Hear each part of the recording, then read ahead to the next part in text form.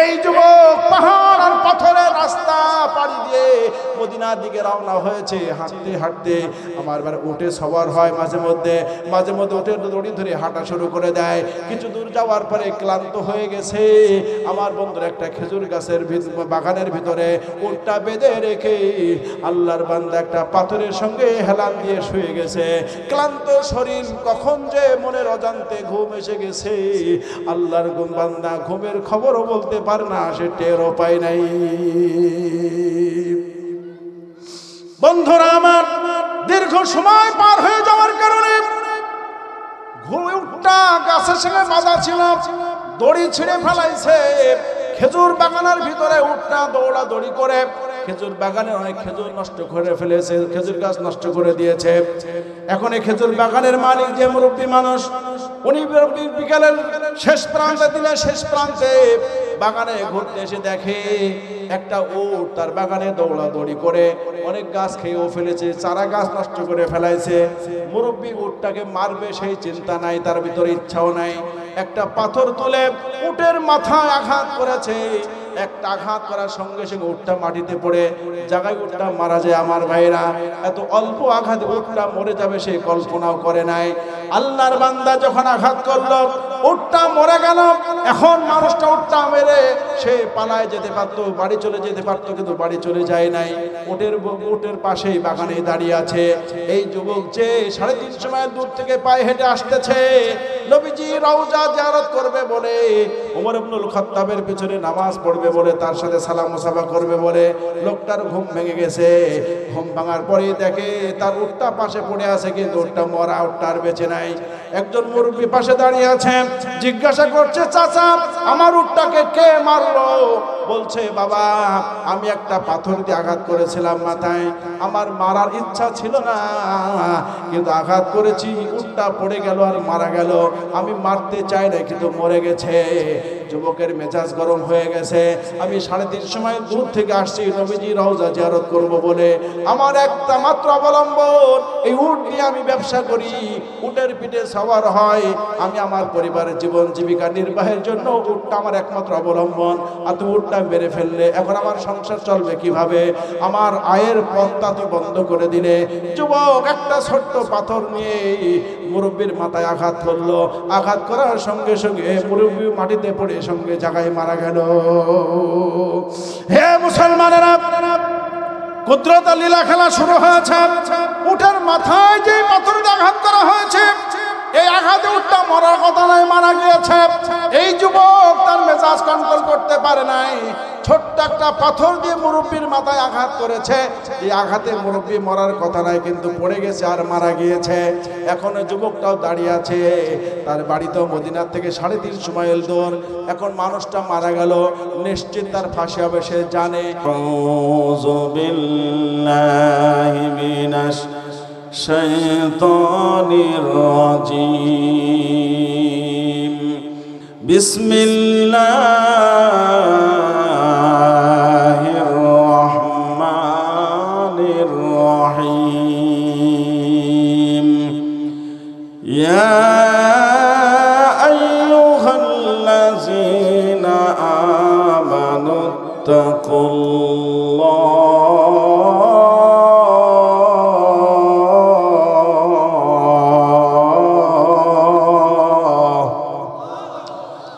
وقولوا قولا سديدا يصلح لكم أعمالكم ومن يطع الله ورسوله فقد فاز فوزا عظيما।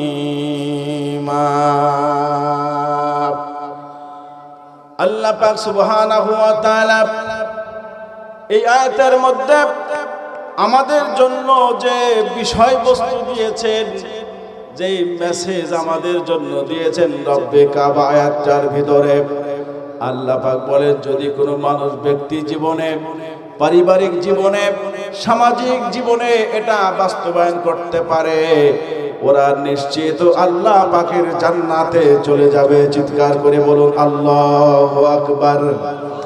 আর জোরে বলুন আল্লাহু আকবার। ফাকাদ ফাজা ফাউজান আযীমা, ওরা মহা সফলতা অর্জন করবে, ওরা ফালাহ হয়ে যাবে, কামিয়াব হয়ে যাবে। তাফসীরের ভিতরে ফালাহ শব্দের ব্যাখ্যা করা হয়েছে, যদি কোনো মানুষ তার ব্যক্তি জীবনে কোনো কাজ করবার জন্য চেষ্টা করে, সফল হওয়ার জন্য সেই কাজটা করবে, সে তার নিজের হাত ব্যবহার করবে না, মুখ ব্যবহার করবে না, তার শরীরের কোনো অঙ্গ প্রত্যঙ্গ ব্যবহার করবে না। হাত, মুখ, পা, অঙ্গ প্রত্যঙ্গ ব্যবহার করা ছাড়া যদি সেই কাজটা সে সফল হয়, সাকসেসফুল হয়, বাস্তবায়ন করতে পারে, তার ব্যক্তি জীবনে সেই কাজটা সে সফলভাবে অর্জন করতে পারে, তাহলে তাকেই বলা হয় ফালাহ, তাকেই বলা হয় কামিয়াব। চিৎকার করে বলুন সুবহানাল্লাহ। আমি জিজ্ঞাসা করি আপনাদের কাছে, বুঝে থাকলে বলুন তো, এই সমাজে কোনো মানুষ আছে যে কোনো কাজ করবার জন্য হাত ব্যবহার করবে না, মুখ ব্যবহার করবে না, পা ব্যবহার করবে না, আর সেই কাজটা সে সম্পাদন করতে পারবে, এরকম মানুষকে এই সমাজে কেউ আছে? জবান ছেড়ে জবাব দেন, আছে। সে ধরে নেন আমেরিকার প্রেসিডেন্ট ডোনাল্ড ট্রাম্প, সুপ্রিম পাওয়ার, বিশ্বের সব থেকে ক্ষমতাধর ব্যক্তি। উনি ওনার কার্যালয়ে বসে আছে, পিপাসা লেগেছে, পিপাসার যন্ত্রণা, জীবন নষ্টগত হয়ে যাচ্ছে। এই ভদ্রলোক এক গ্লাস পানি হলে, এক ঢোক পানি হলে তার জীবনটা বেঁচে যায়। বলুন তো দেখি, এই পানি খাওয়ার জন্য যদি সে তার মুখের কথা খরচ না করে, হাত ব্যবহার না করে, পা ব্যবহার না করে, অন্য কোনো ব্যক্তির সহযোগিতা না নেয়, এই লোকটা কি পানি খেতে পারবে? জোরে বলুন, পানি খেতে পারবে? অথচ সে কিন্তু বিরাট ক্ষমতাধর ব্যক্তি, বিশ্বের সুপার পাওয়ার। সারা পৃথিবীর মানুষ তাকে জি হুজুর, জি হুজুর, জি স্যার, জি স্যার করে।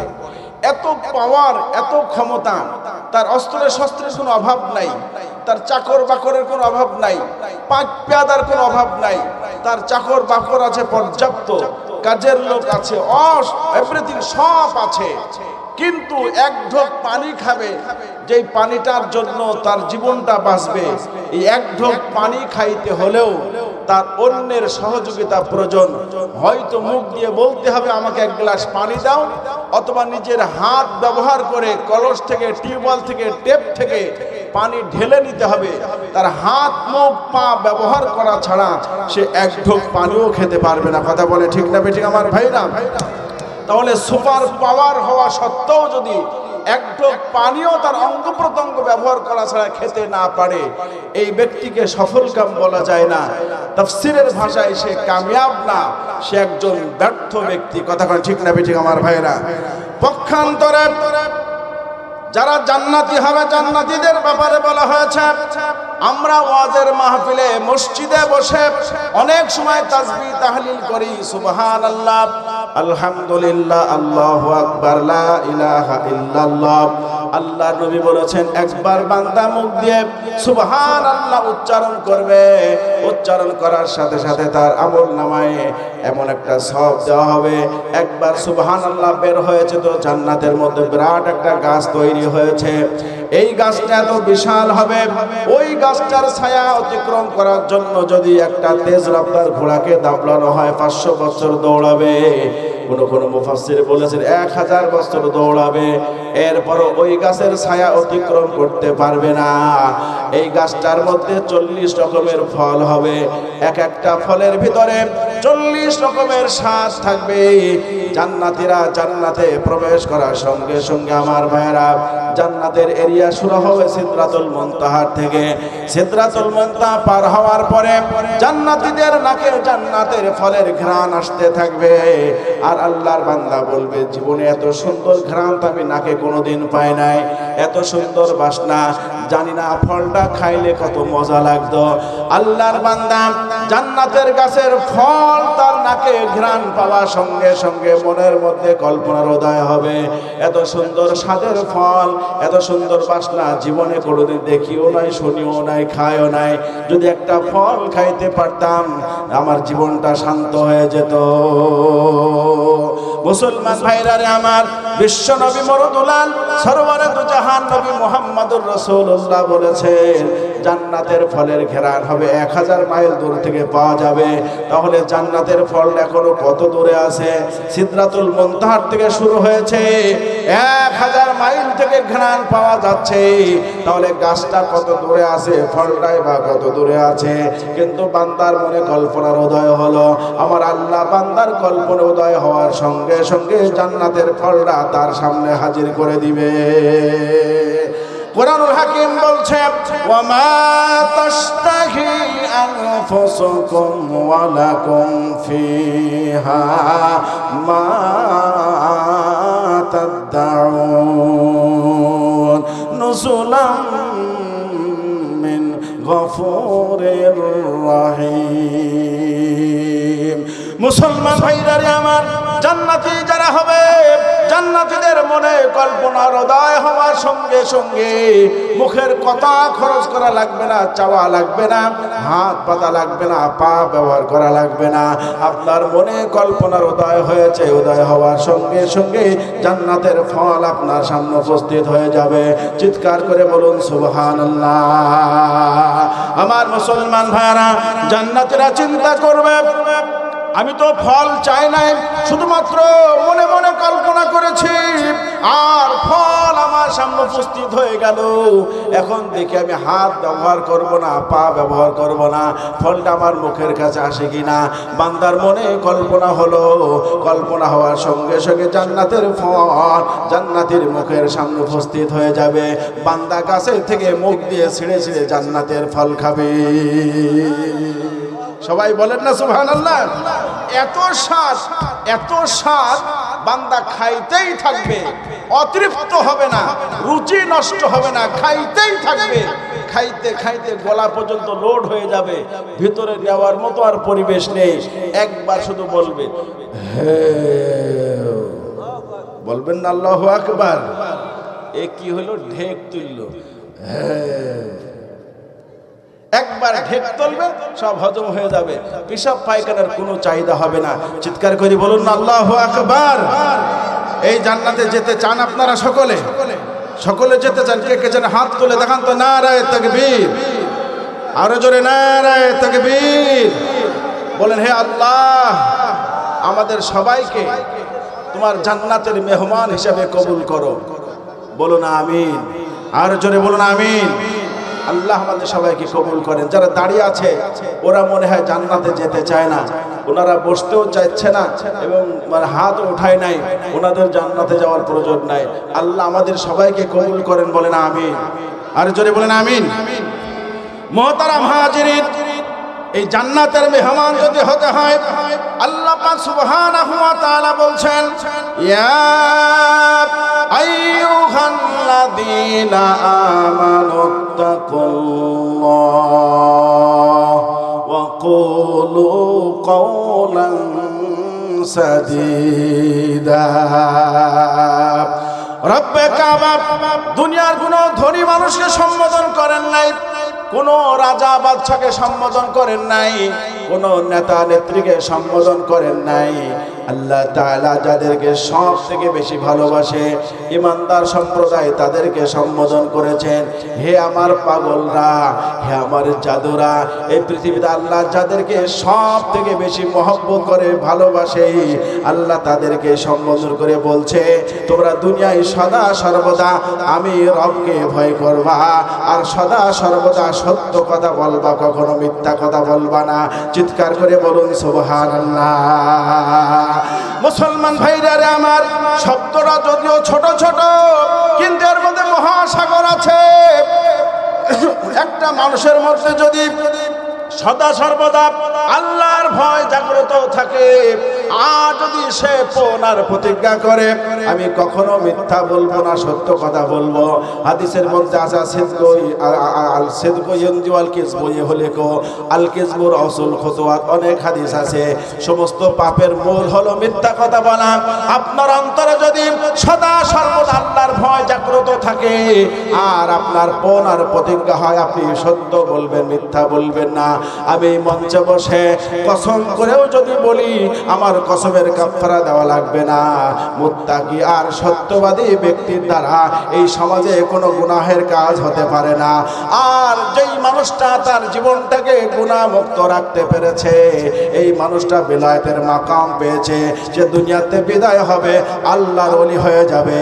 আর আল্লাহ পাক সুবহানাহু ওয়া তাআলা বলছেন আমার ওলি যারা তারাই হলো আমার বন্ধু, আর আমার বন্ধুদের জন্য আমি বিশাল জান্নাতের ব্যবস্থা করে রেখেছি।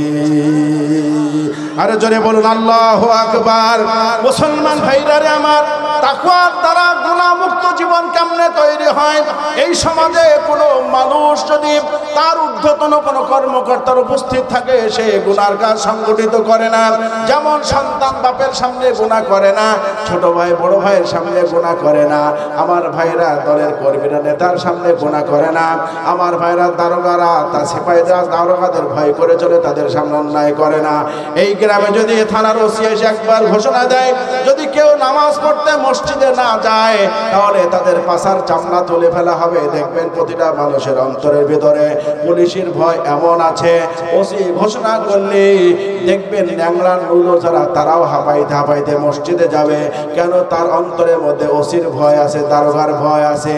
ডিসি সাহেব যদি গ্রামে আসে আমার ভাইরা ঘোষণা করে এই দিননাথপুর গ্রামে কোনো মদ তাড়ি জোয়া ভাম চলবে না।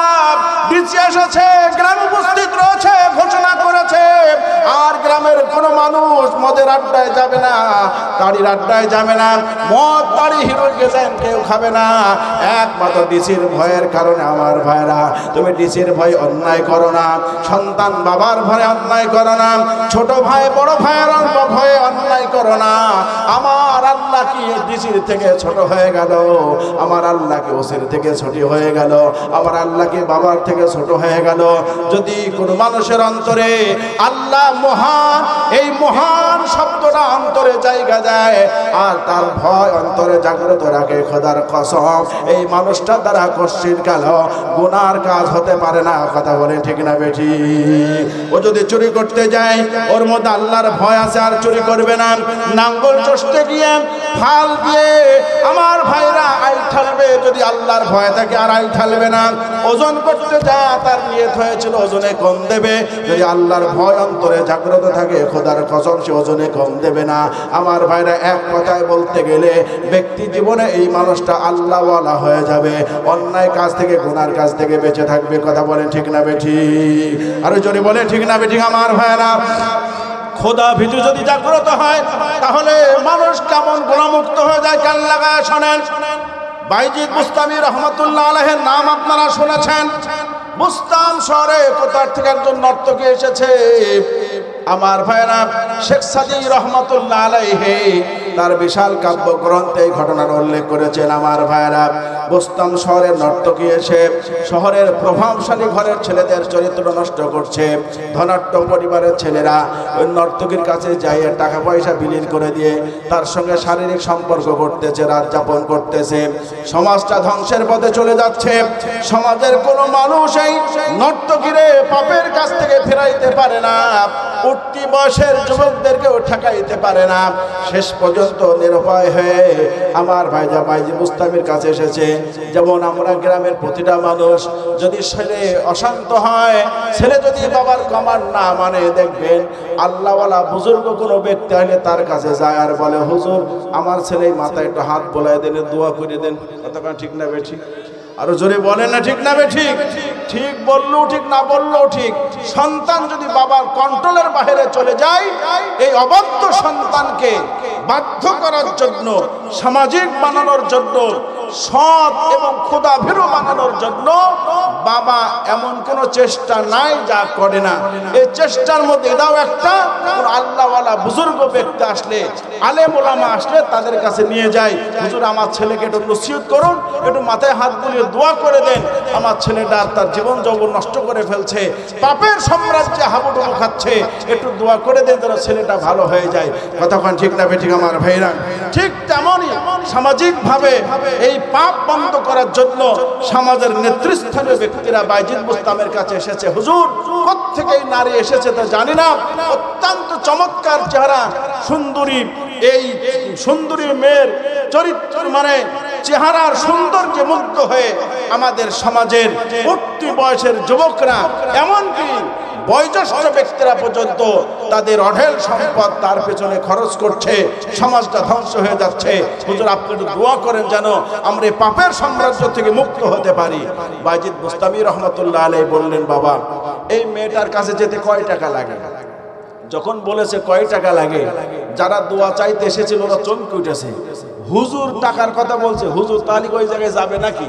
আমরা কাকে বুজুর্গ মনে করেছি? বুজুর্গ মানুষ, উনি জিজ্ঞাসা করছে ওই মেয়ের কাছে যাইতে কয় টাকা লাগে। হুজুর কি ওই মেয়ের কাছে এক টিপ মারবে নাকি? কথা ঠিক না বেঠিক? এরকম ধারণা হওয়াটাই স্বাভাবিক। কথা বলেন ঠিক? এখন উপস্থিত লোকজন বলল, হুজুর ওর কাছে যাইতে হলে 10,000 দিরহাম লাগে। এখন বাইজিদ বুস্তামি একজন বুজুর্গ মানুষ, 10,000 দিরহাম পাবে কোথায়? চোখেও তো দেখে নাই। কথা কান ঠিক?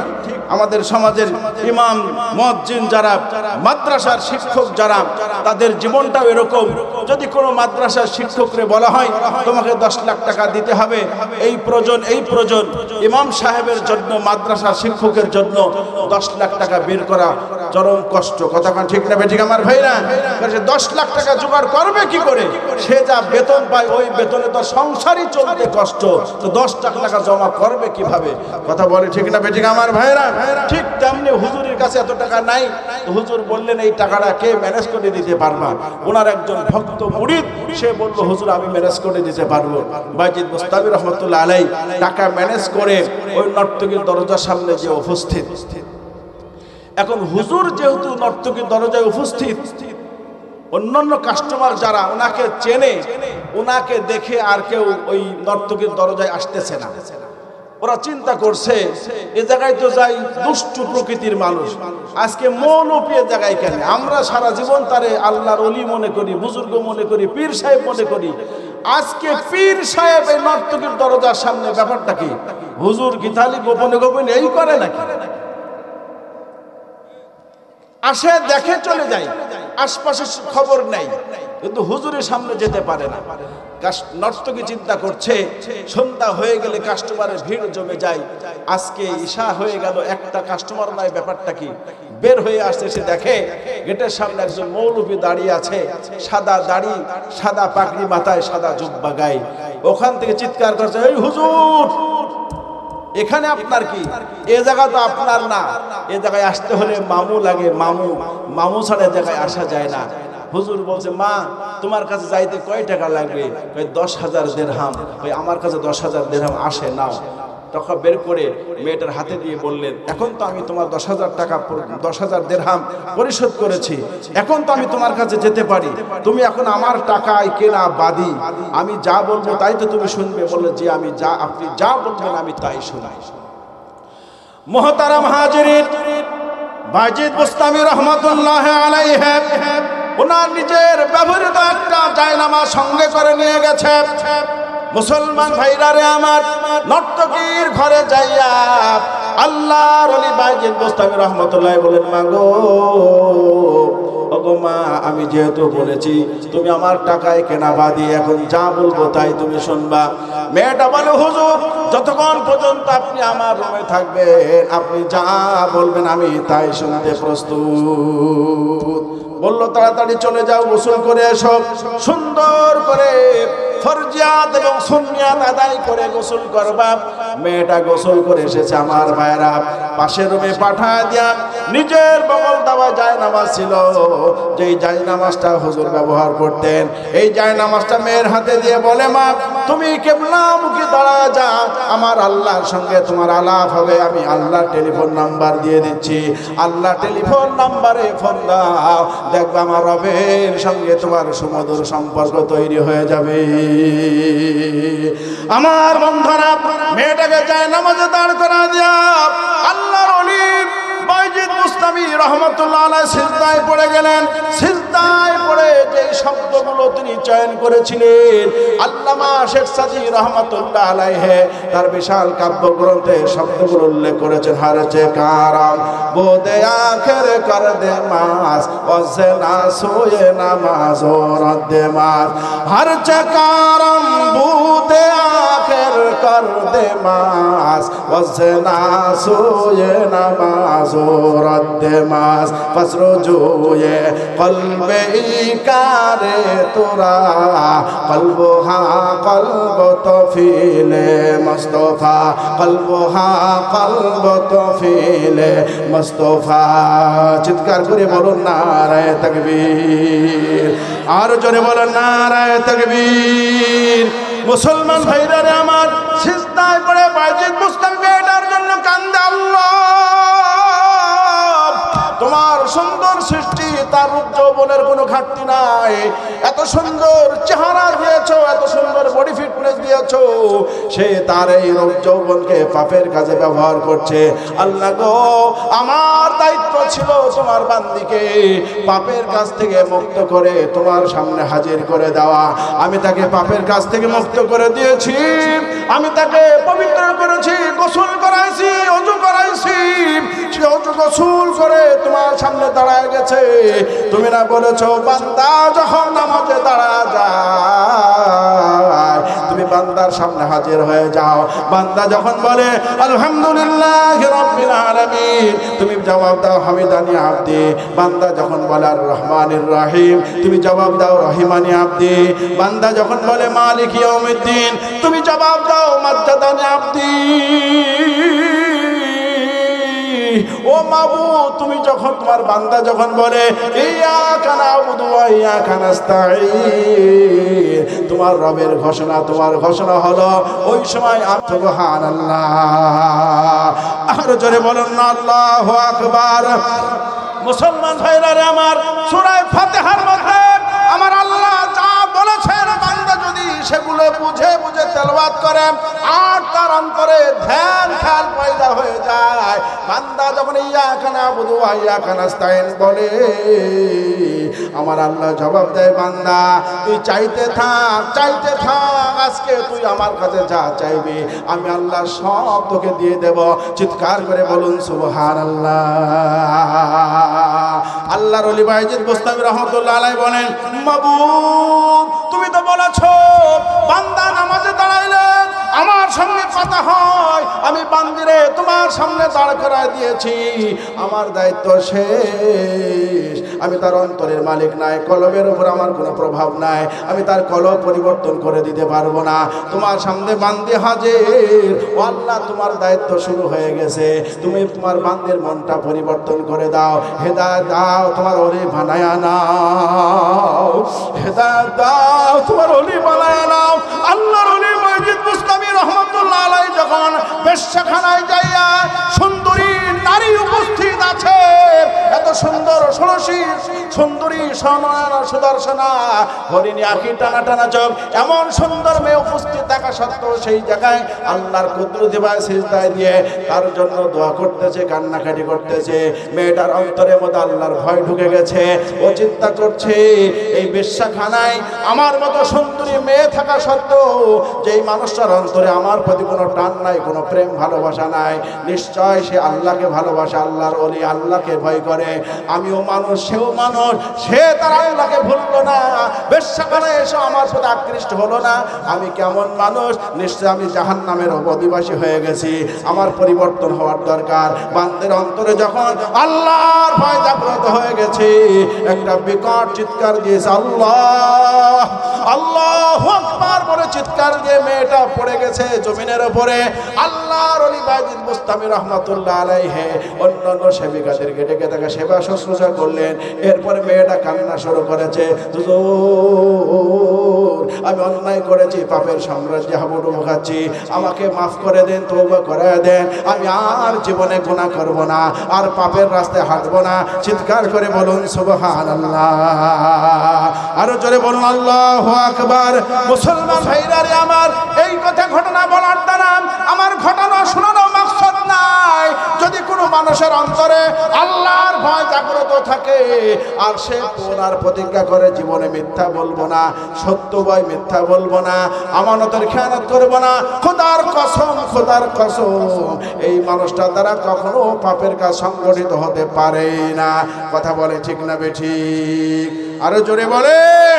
বাস্তবতা কি জানেন?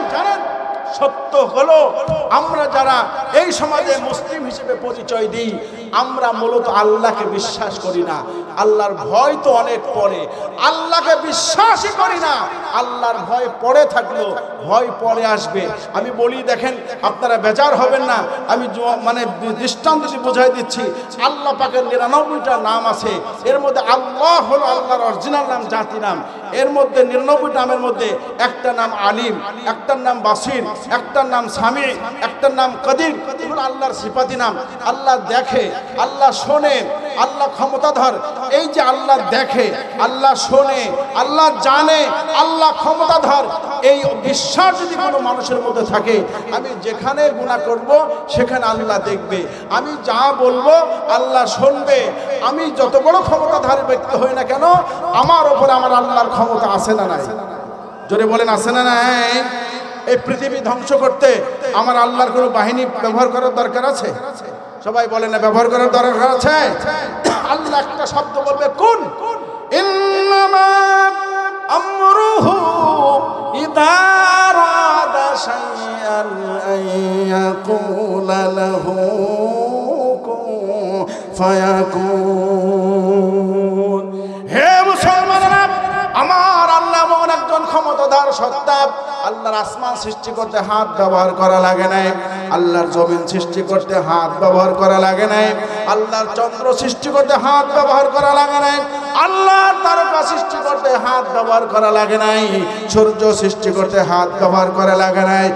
তাম পৃথিবীর মধ্যে যত সৃষ্টি আছে সব সৃষ্টি আমার একটা আল্লাহর একটা শব্দের দ্বারা সৃষ্টি হয়ে গেছে। একটা শব্দ বলেছেন, কোন। সুবহানাল্লাহ বলবেন না?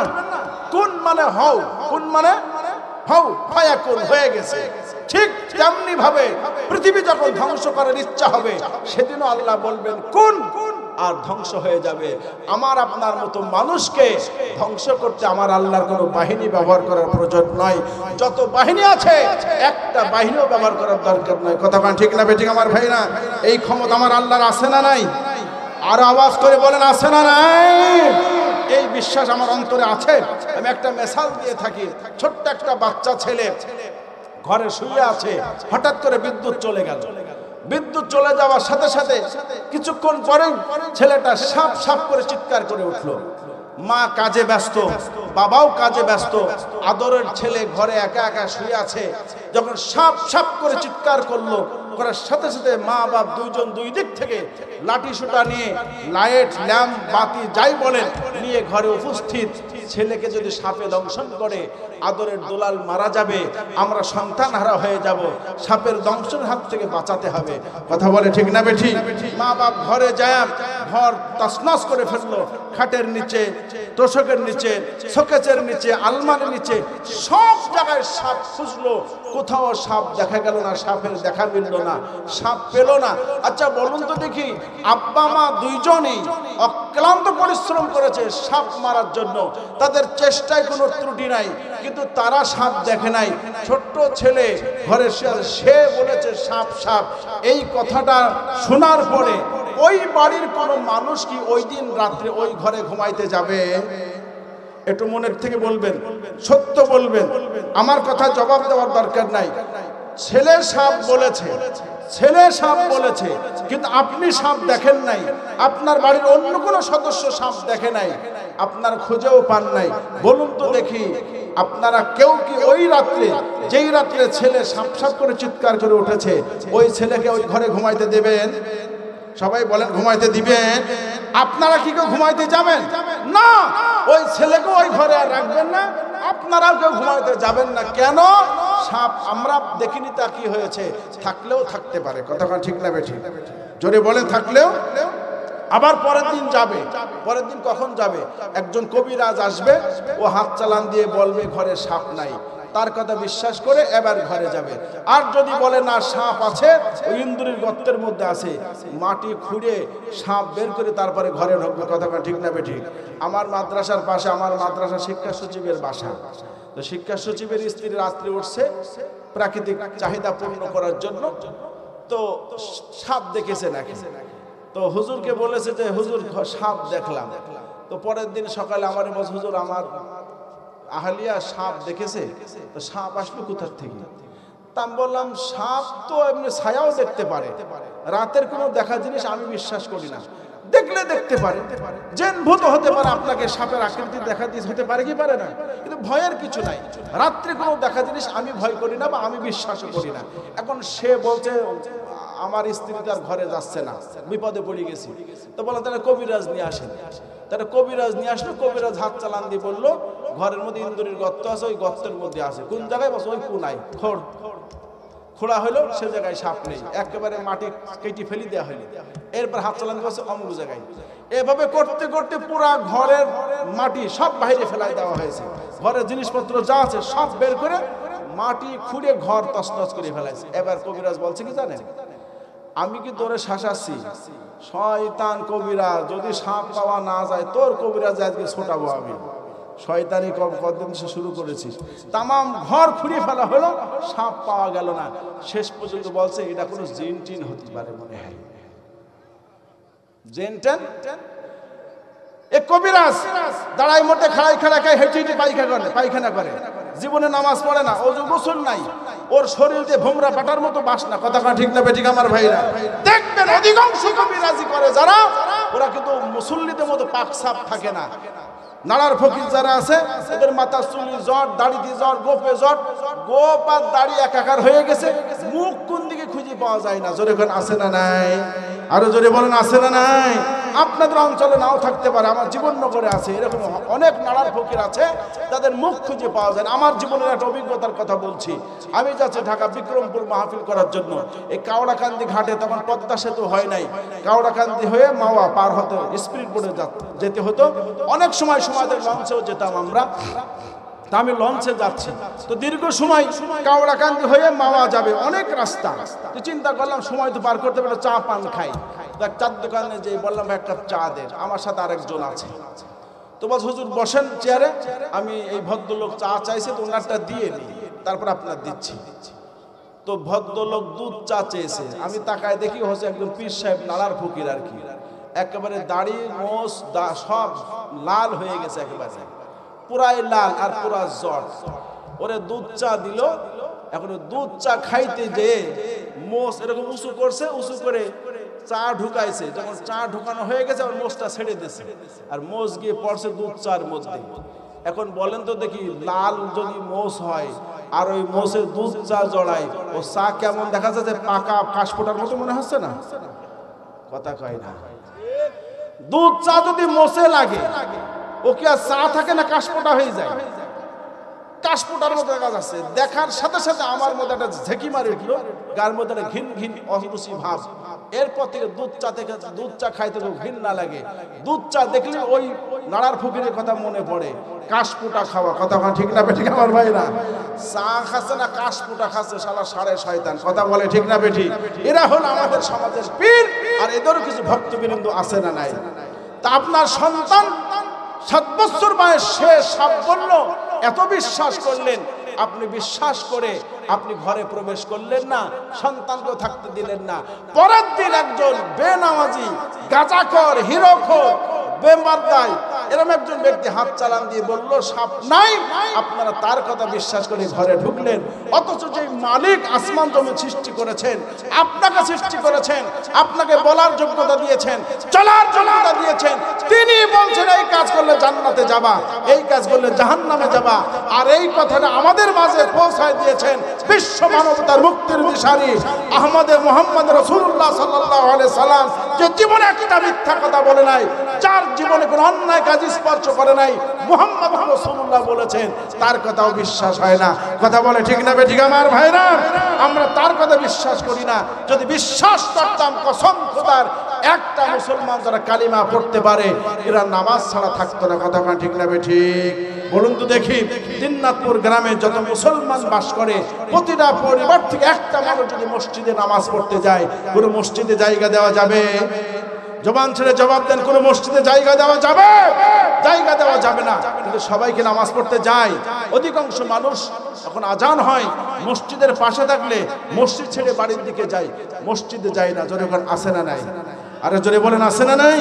এক লোক মান্যত করেছে, যদি আমার ছেলে হয় আমি 10টা শয়তান খাওয়াবো। এখন ছেলে হয়েছে, এখন মান্যত পূরণ করা লাগবে, মান্যত পূরণ করা ওয়াজিব। ওরে শয়তান খাওয়াবে কিভাবে? একজন মুরব্বী লোকের কাছে গেছে, চাচা আমি তো মান্যত করেছিলাম আমার একটা ছেলে হলে 10টা শয়তান খাওয়াবো, তারপর আমার তো ছেলে হয়েছে, এখন শয়তান পাবো কোন জায়গায়? এখন দেখবেন প্রত্যেকটা গ্রামে যারা বয়োজ্যেষ্ঠ মুরব্বী, ওদের বুদ্ধি সাথে বেশি, বয়সও বেশি, বুদ্ধিও বেশি। কথা ঠিক না বেশি? মুরব্বী বলছে তুমি শয়তান খুঁজে পাচ্ছ না? হাদিসের মধ্যে আছে, হুজুরদের মুখে শুনেছি, যখন আজান হয় আল্লাহু আকবার আল্লাহু আকবার, এর এত পাওয়ার, আল্লাহু আকবার এর এত পাওয়ার, এই আওয়াজ শুনে শুধু শয়তান ভয় পায় না, আমাদের দেশের শয়তানের চেলা চামুন্ডা যারা আছে ওদের কলিজার মধ্যে কম্পন শুরু হয়ে যায়। কথা ঠিক না বেঠিক আমার ভাইরা? আরে জোরে বলেন আছে না নাই? সেদিন এক বক্তা আল্লাহু আকবারের ধ্বনি দিয়েছে, পাশে একজন নেতা বসা ছিল, নেতা দাঁড়ায় গেছে, হুজুর রাজনীতি করবেন না, ও তকবীর ফকবীর দিয়েন না। এ তকবীর ফকবীর মানে? আমি তো আল্লাহু আকবার বললাম। ও যে এই তো রাজনীতি, এই তো তকবীর, এসব এর মধ্যে জঙ্গির গন্ধ পাওয়া যায়। হুজুর বলছে আপনি জানেন আল্লাহু আকবার মানে কি? আল্লাহু আকবার আল্লাহ বড়।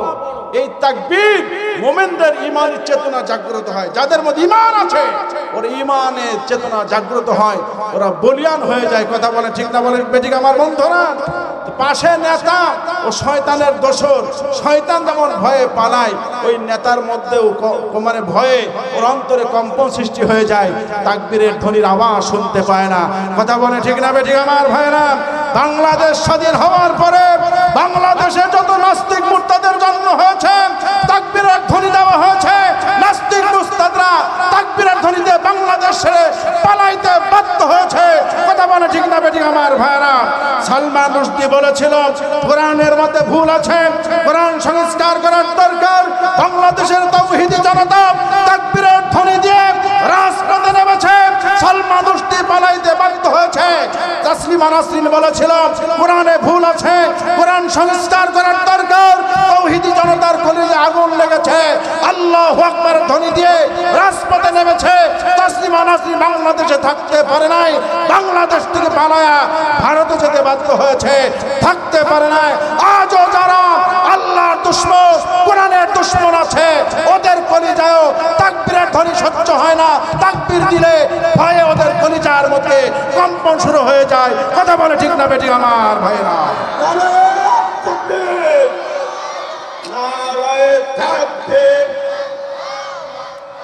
ইসলামের ছাত্ররা হুঁশিয়ার সাবধান, নারায়ে তাকবীর। কোরআনের দুশমনেরা শুনে রাখো, মুসলমানদের কাছে বোমা নাই, মুসলমানদের কাছে ক্ষেপণাস্ত্র নাই, মুসলমানদের কাছে রাইফেল নাই, পিস্তল নয়, মাগার মুসলমানদের কাছে নারায়ে তাকবীর, আল্লাহু আকবারের অ্যাটম বোমা আছে। কথা বলে ঠিক না বেঠিক আমার ভাইরা? ময়দানে তাকবীরের ধ্বনি দিলে নাস্তিকদের কলিজার মধ্যে কম্পন সৃষ্টি হয়ে যায়। কথা ঠিক না বেঠিক আমার ভাইরা? এই তাকবীরের ধ্বনি কার? আর জোরে বলেন না কার? বলেন তো নারায়ে তাকবীর। আল্লাহু আকবারের পাওয়ার আছে না নাই? আরে জোরে বলেন আছে না নাই? মুসলমান ভাইরা রে আমার, খোদার ভয়ের কথা বলছিলাম, যাদের অন্তরে খোদার ভয় আছে এই মানুষটা কখনো নামাজ ছাড়তে পারে না। খোদার ভয় যার অন্তরের মধ্যে আছে এই মানুষটা জিনা করতে পারে না, চুরি করতে পারে না, ডাকাতি করতে পারে না, জিনা, ব্যভিচার, মিথ্যা কথা বলা, সুদ খাওয়া, ঘুষ খাওয়া, এই সমস্ত পাপের কাজ এই মানুষটা কখনোই করতে পারে না। কথা বলেন ঠিক না বেঠিক? এজন্য সদা সর্বদা যেখানে থাকবো সেখানেই আমার অন্তরে আল্লাহর ভয় জাগ্রত রাখবো। পারবো ইনশাআল্লাহ? বলেন ইনশাআল্লাহ। আল্লাহ আমাদের তৌফিক দিন। 2 নম্বর আমল হলো আমরা সদা সত্য বলবো, মিথ্যা বলবো না। পারা যাবে ইনশাআল্লাহ? বলেন ইনশাআল্লাহ। কে বলেছেন? জোরে বলুন, কে বলেছেন? আরো জোরে বলুন, কে বলেছেন? যে আল্লাহ আমাকে চিঠি, সে আল্লাহ বলেছেন কুলু কাওলান সাদীদা, সদা সত্য বলো, মিথ্যা বলবো না। সূরা মুমিনুনের ভিতরে আল্লাহ 3 নম্বর আয়াতে বলছেন আল্লাযীনা হুম আনিল লাগবি মুরিজুন, সদা সর্বদা অনর্থক কথা থেকে বিরত থাকো। বলুন তো দেখি, আমার মুখ দিয়ে যেই কথাটা বলি সেটা ভালো হোক আর মন্দ হোক, সত্য হোক আর মিথ্যা হোক, রেকর্ড হয় না হয় না? জোরে বলেন, হয় না হয় না? যখন আপনার হাতে আমলনামা পেশ করা হবে, আমলনামা পড়ার সাথে সাথে বান্দা দেখবে ছোট বড় সব নেক লেখা আছে, সব গুনাহ লেখা আছে। ফামাই ইয়ামাল মিসকালা যাররাতিন খায়রান ইয়ারা ওয়া মাই ইয়ামাল মিসকালা যাররাতিন শাররান ইয়ারা। আপনার জীবনে ছোট্ট থেকে ছোট নেক কাজ যদি থাকে সেটাও আমলনামা লিপিবদ্ধ থাকে, ছোট্ট থেকে ছোট্ট গুনার কাজ যদি থাকে সেটা আমলনামা লিপিবদ্ধ থাকে। বান্দা আশ্চর্য হয়ে যাবে আমলনামা দেখেই মাথায় হাত, ও আল্লাহ, এত কেমন কিতাব! মা হাদিল কিতাব লা ইউগাদিরু সগীরাতান ওয়ালা কাবীরা ইল্লা আহসাহা ওয়া ওয়াজাদু মা আমিলু হাজিরা। আমি জীবনে যা করেছি, যা বলেছি সব লেখা আছে। কেমন কিতাব! বান্দা আশ্চর্য হয়ে যাবে। যদি লেখা থাকবে জানতাম তাহলে জীবনে এমন কথা, এমন কাজ করতাম না। আল্লাহ বলেন মা ইয়ালফিজু মিন কাউলিন ইল্লা লাদাইহি রাকিবুন আতীদ। তোমার মুখ দিয়ে যতটা কত উচ্চারণ হয়, যাই বলো না কেন, মুখ দিয়ে বের হওয়ার সাথে সাথে, তালাফফুজ করার সাথে সাথে এই যে দুজন লেখক এখানে আছে, এরা আপনার আমলনামা লিপিবদ্ধ করে ফেলে। মোহতারাম হাজিরিন, কলিজার টুকরা যুবক ছেলেরা, এজন্য মুখকে কন্ট্রোল করি। মুখ সমস্ত পাপের উৎপত্তি স্থান। মুখ দিয়ে সব পাপ তৈরি হয়। জিনা করবেন, জিনার পরিবেশ আপনার মুখ তৈরি করে দেয়। আপনি চুরি করবেন, চুরির পরিবেশ আপনার মুখ তৈরি করে দেয়। আপনি খুন করবেন, খুনের পরিবেশ আপনার মুখ তৈরি করে দেয়। আপনি ঘুষ খাবেন, ঘুষের পরিবেশ আপনার মুখ তৈরি করে দেয়। এক কথায় আল কিযবু রাসুল ফুতুহাত। নবীজি বলেছেন সমস্ত পাপের মূল হচ্ছে মিথ্যা কথা বলা। কথা বলে ঠিক না বেঠিক আমার ভাইরা? একজন মদ্যপ নবীজির যুগে নবীজির কাছে এসেছেন, হে মুহাম্মদ, আমি মুসলমান হতে চাই, তবে আমার 3টা শর্ত আছে। লক্ষ্য, শুনতেছেন না? কষ্ট হচ্ছে আপনাদের? আমি মুসলমান হতে চাই, তবে আমার 3টা শর্ত আছে। 1 নম্বর, আমি ঠান্ডা পানিতে ওযু করে ওই মসজিদে 5 ওয়াক্ত যেতে পারবো না, নামাজ পড়তে পারবো না। এরকম লোক আমাদের সমাজে আছে না নাই? সবাই বলেন আছে। নামাজ পড়তে পারবো না। 2 নম্বর, আমার মদ খাওয়ার নেশা আছে, আমি মদ ছাড়তে পারবো না। 3 নম্বর হচ্ছে নারী ভোগের প্রতি আমার খুব আকর্ষণ, আমি নারী ছাড়া থাকতে পারি না। প্রতিদিন নিত্য নতুন নারী ভোগ করে তারপর আমি বাসায় যাই। আমি এই নারীর সঙ্গ ছাড়তে পারবো না, আমি নামাজ পড়তে পারবো না, আমি মদ ছাড়তে পারবো না, আমি নারী ভোগ ছাড়তে পারবো না। যদি এই 3টা কাজের অনুমতি আমাকে দেওয়া হয় তাহলে আমি এখনই কালিমা পড়ে মুসলমান হতে চাই। বিশ্বনবী মরুদুলাল সারওয়ারে জাহান নবী মুহাম্মদুর রাসূলুল্লাহ মাথায় হাত দিয়ে বললেন, বাবা, তোর 3টা শর্তই মেনে নিলাম। যা, তোর নামাজ পড়া লাগবে না, তোর মদ ছাড়া লাগবে না, তোর নারীবাজি ছাড়া লাগবে না, তবে আমার একটা শর্ত আছে। আমি তোমার 3টা শর্ত মেনে নিয়েছি, আমার একটা শর্ত তুমি মানবা, সেটা হলো জীবনে মিথ্যা বলবা না। আমি যদি তোমাকে জিজ্ঞাসা করি নামাজ পড়েছো, যদি না পড়ো তো স্বীকার করবা যে আমি নামাজ পড়ি নাই। আমার একটা আবদার, সেটা হলো মিথ্যা বলতে পারবা না। লোকটা মেনে নিল যে হ্যাঁ ঠিক আছে, আমি আর মিথ্যা বলবো না। কার সাথে ওয়াদা করেছে ভাই? বিশ্বনবী। বলেন কি নবী? আরো জোরে বলেন বিশ্বনবী, শেষ নবী। বলেন বিশ্বনবী, শেষ নবী, শ্রেষ্ঠ নবী। বলেন, নবীকে মানার সাথে এই 3টা শব্দ মানতে হবে। বিশ্বনবী বলেন, শ্রেষ্ঠ নবী, শেষ নবী। আমাদের দেশে কাদিয়ানী নামে একজন ভণ্ড আছে, সে আমার নবীকে শেষ নবী মানে না, সে মিথ্যা নবুয়তের দাবি করেছে। নবীজির মৃত্যুর পরে 30 জন ব্যক্তি মিথ্যা নবুয়তের দাবি করবে। সাহাবাদের যুগে কিছু চলে গেছে, তাবিদের যুগে চলে গেছে, সর্বশেষ আমরা পাইছি গোলাম আহমদ কাদিয়ানী। ও শেষ নবী দাবি করছে, আমি শেষ নবী, মোহাম্মদ শেষ নবী না। আগামীকাল 15 তারিখ ঢাকা সোহরাওয়ার্দী উদ্যানে খতমে নবুয়ত আন্দোলন বিরাট সমাবেশ ডেকেছে। এই গভর্নমেন্টের কাছে আমাদের দাবি হলো গোলাম আহমদ কাদিয়ানীকে অমুসলিম ঘোষণা করতে হবে।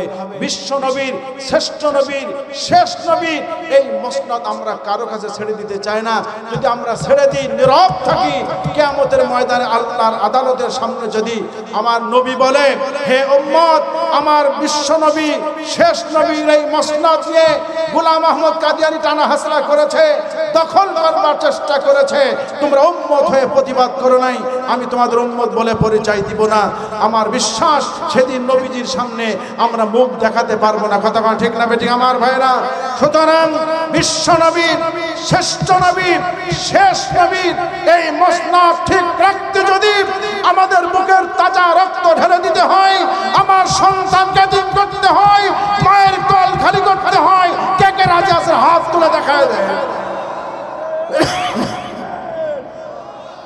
কাফের কাফের কাদিয়ানীরা, সোজা করেন তো হাত, সোজা করেন। কাফের সংসদে আইন চাই, কাফের কাফের ইসলামের দুশ্মনেরা, হাত নামান। আমার নবীর শত্রুরা, নারে তাকবীর।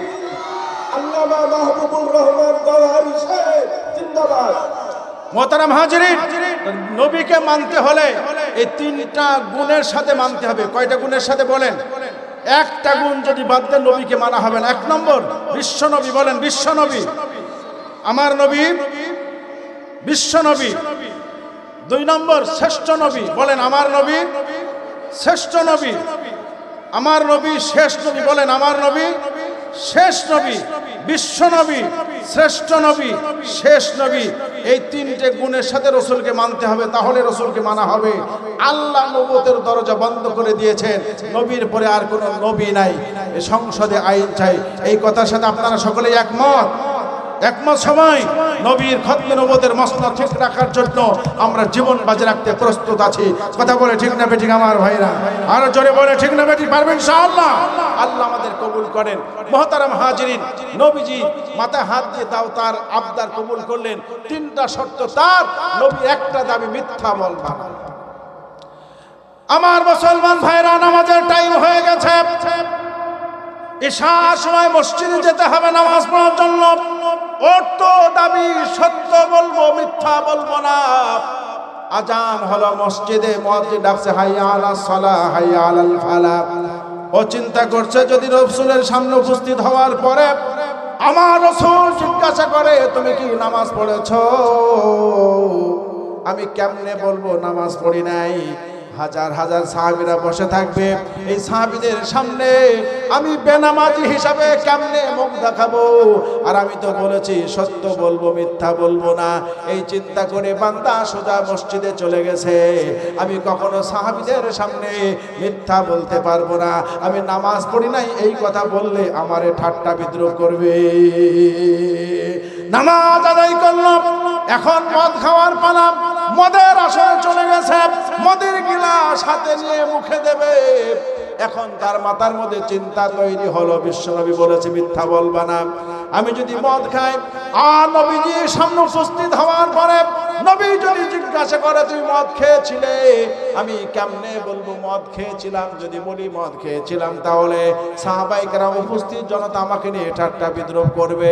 এর মধ্যে মনুষ্যত্ব নাই, কত বড় পাগল! নবীজির সামনে মদ খেয়েছে এটা আবার স্বীকার করতেছে। আর এত মানুষের সামনে মদ খাওয়ার কথা স্বীকার করা ইজ্জতের ব্যাপার। আমার মান সম্মান চলে যাবে, ছেলে মেয়ে আমাকে বকাবকি করবে, না মদ খাওয়া যাবে না। ওখান থেকে বের হয়ে চলে আসলো। এখন পতিতালয়ে গেছে, বেশ্যাখানায় গেছে, বেশ্যাখানার দরজার সামনে দাঁড়া মাথা নিচু করে চিন্তা করছে, আমি বলে এসেছি নবীজির কাছে আমি মিথ্যা বলবো না।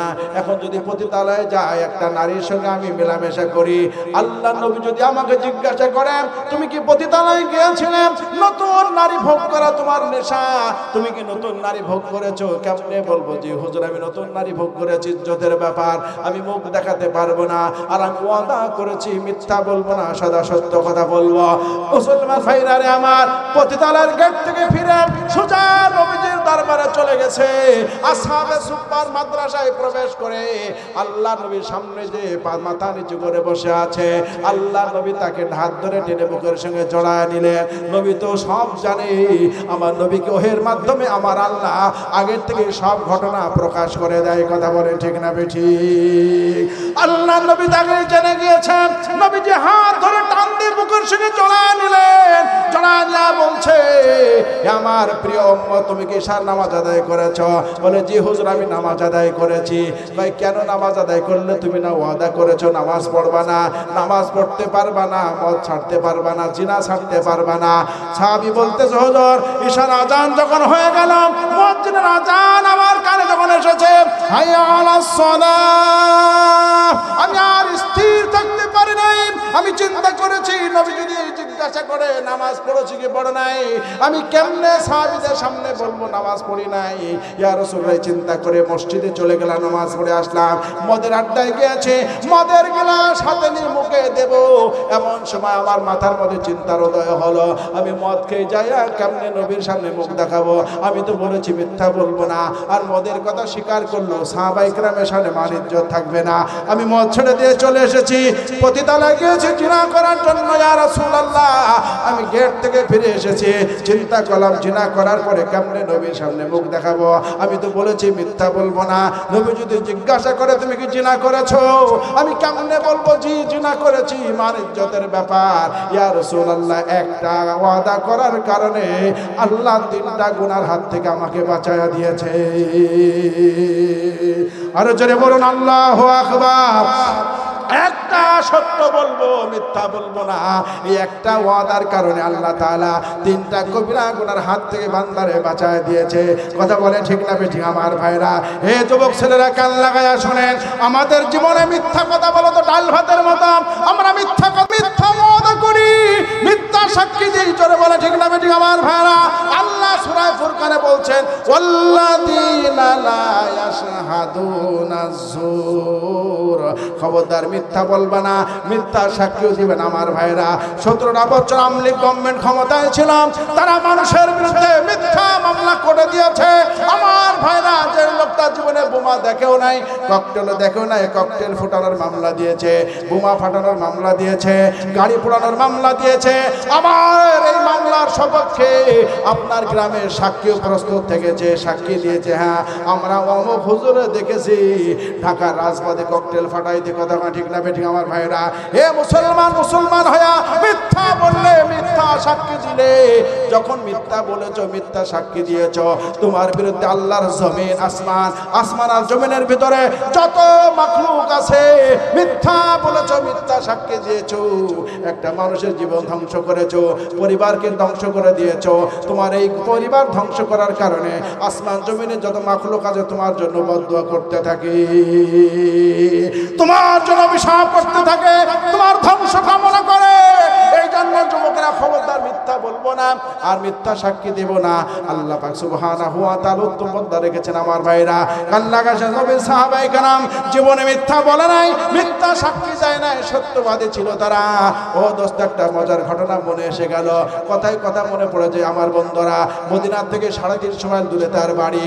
তার বড় ইচ্ছা হলো কান লাগায় শোনেন, বিশ্বাস লাগে এই মজার ঘটনা যদি হৃদয় দিয়ে মন দিয়ে শুনতে পারেন, এমন একটা মানুষ নাই তার চোখের পানি ধরে রাখতে পারবে আমার ভাইরা।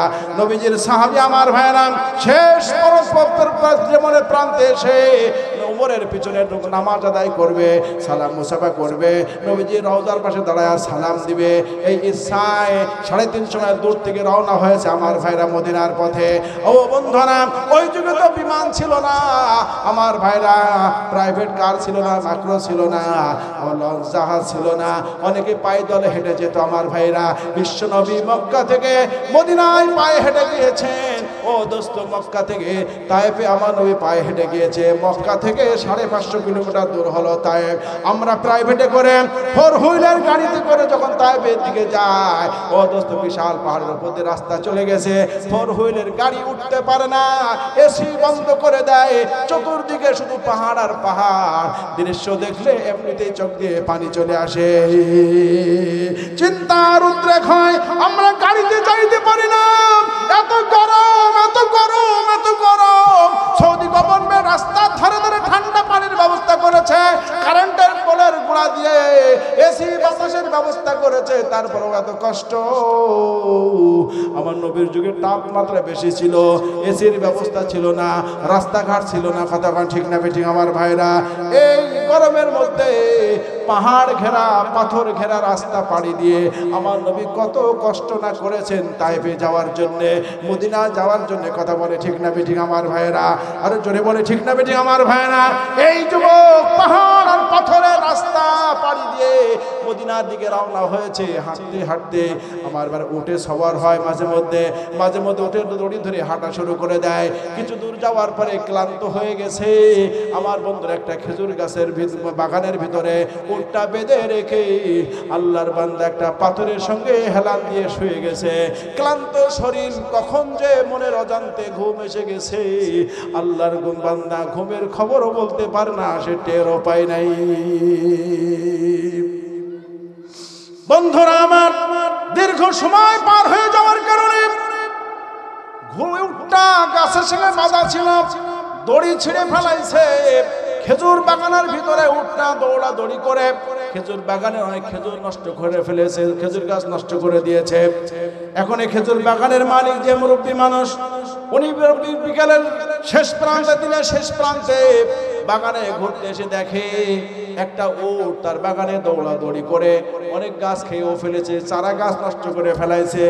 মুরব্বী উটটাকে মারবে সেই চিন্তা নাই, তার ভিতরে ইচ্ছাও নাই। একটা পাথর তুলে উটের মাথায় আঘাত করেছে। একটা আঘাত করার সঙ্গে সঙ্গে উটটা মাটিতে পড়ে জায়গায় উটটা মারা যায়। আমার ভাইরা, এত অল্প আঘাত উটটা মরে যাবে সে কল্পনাও করে নাই। আল্লাহর বান্দা যখন আঘাত করলো, উটটা মরে গেল।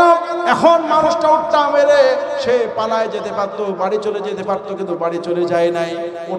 উটের পাশেই বাগানে দাঁড়িয়ে আছে এই যুবক, যে 350 মাইল দূর থেকে পায়ে হেঁটে আসতেছে নবীজি রওজা জিয়ারত করবে বলে, ওমর ইবনুল খাত্তাবের পিছনে নামাজ পড়বে বলে, তার সাথে সালাম মুসাফা করবে বলে। লোকটার ঘুম ভেঙে গেছে। ঘুম ভাঙার পরে দেখে তার উটটা পাশে পড়ে আছে, কিন্তু উটটা মরা, উটটা আর বেঁচে নাই। একজন মুরব্বী পাশে দাঁড়িয়ে আছে, জিজ্ঞাসা করছে, চাচা আমার উটটাকে কে মারলো? বলছে, বাবা আমি একটা পাথর দিয়ে আঘাত করেছিলাম মাথায়, আমার মারার ইচ্ছা ছিল না, কিন্তু আঘাত করেছি, উটটা পড়ে গেল আর মারা গেল। আমি মারতে চাই না, কিন্তু মরে গেছে। যুবকের মেজাজ গরম হয়ে গেছে। আমি 350 মাইল দূর থেকে আসছি নবীজি রওজা জিয়ারত করব বলে।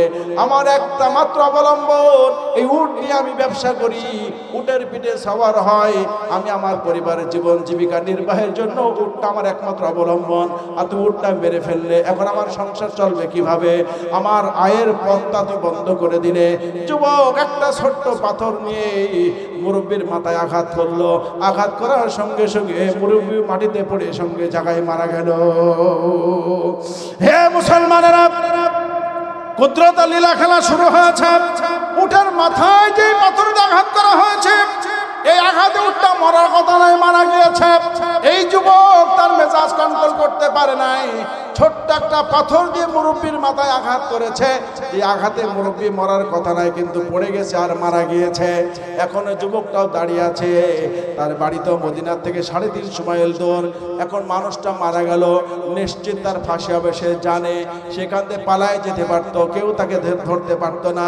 তার ঠিকানাও কেউ জানে না, কোথায় তার বাড়ি এটাও কেউ জানে না।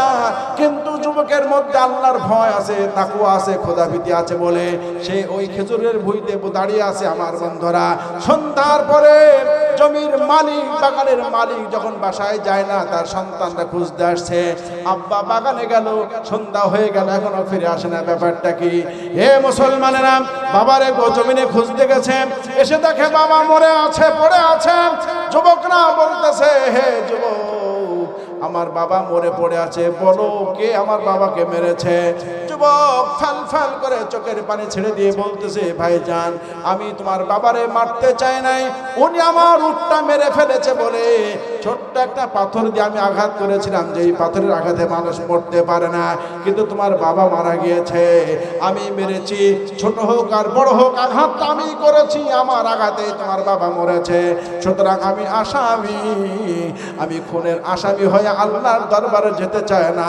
আমি অপেক্ষা করছি, হে যুবক, আমি পালায় যেতে পারতাম।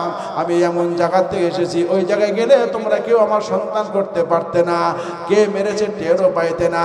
কিন্তু আমি আমার আল্লাহরে ভয় করি, আমি আল্লাহর দরবারে ফ্রেশ মন নিয়ে যেতে চাই। আমি তোমার বাবাকে মেরেছি, আমি আসামি, আমাকে নিয়ে চলো খলিফার দরবারে, আমি ফাঁসি নিতে চাই, আমি বিচার নিতে চাই।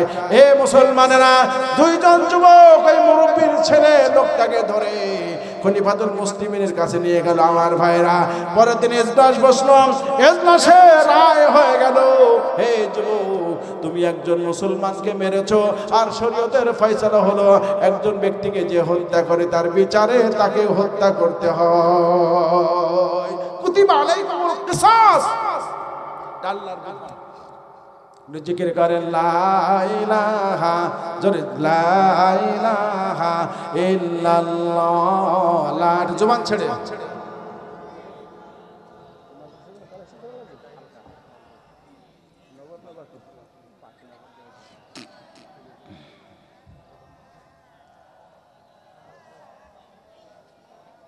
সবাই জবান ছেড়ে লা ইলাহা ইল্লাল্লাহ, লা ইলাহা।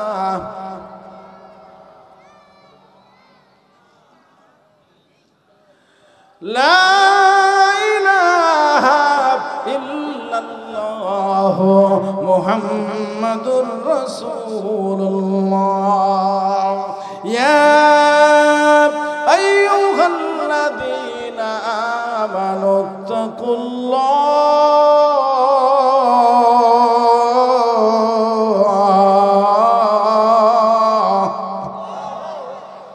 ওয়া কুলু কওলান সাদীদা।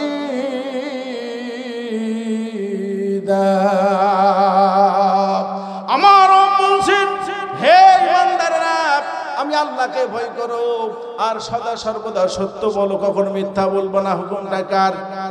আরো জোরে বলুন না কার? নবী বলে আছে তো বইন জল কেস বই হলে গো, সত্য মানুষকে মুক্তি দেয়, মিথ্যা মানুষকে ধ্বংস করে দেয়। কথা বলে ঠিক না বেঠিক আমার ভাইরা?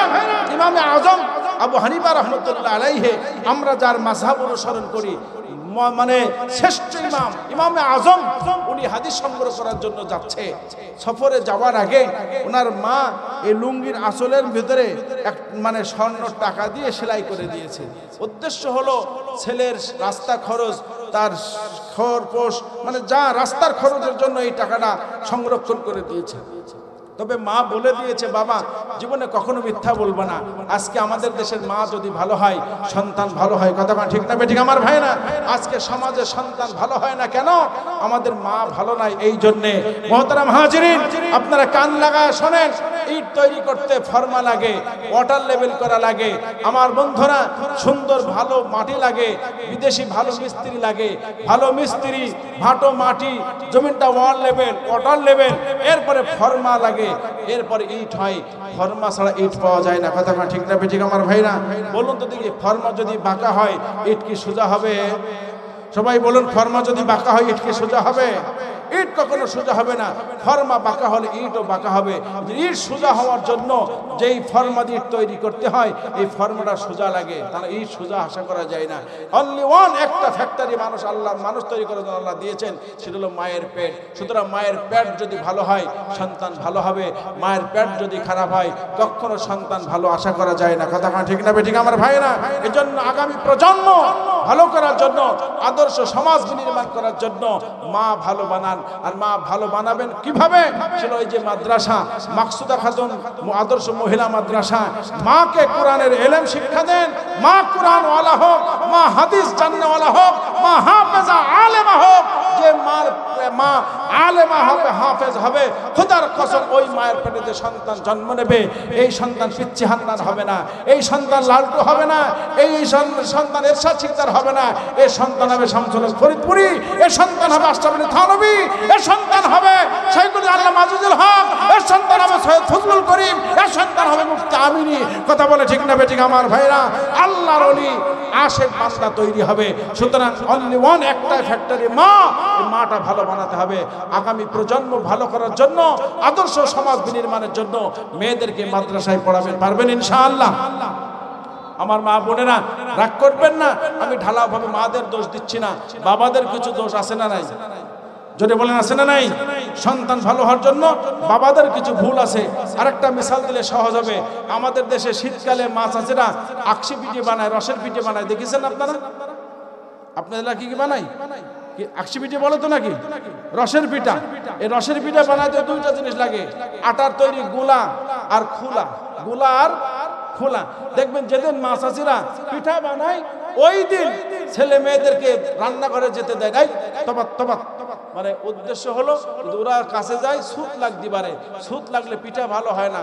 দেখবে রসের মধ্যে পিঠা দেওয়ার পরে কিছু পিঠার মাঝখানে ফোলে ছিদ্র থাকে, ওর ভিতরে ভিতরে রস যায়। আর কিছু কিছু পিঠা আছে দেখবেন ওর ভিতরে ছিদ্র নাই, ভিতরে রস ঢোকে না। আপনি ভাঙবেন মাঝখানে সাদা, আটায় আছে। কথা ঠিক না বেঠিক? এই যে পিঠাটা ফোলে নাই, মাঝখানে আটা, কারণ কি জানেন? হয়তো আর খোলা খারাপ, নয়তো গোলা খারাপ। দুইটা জিনিস যদি ভালো হয় পিঠা ভালো হবে। কথা ঠিক না বেঠিক আমার ভাইরা? সুতরাং মায়ের পেট হলো খোলা আর বাবা হলো গোলা।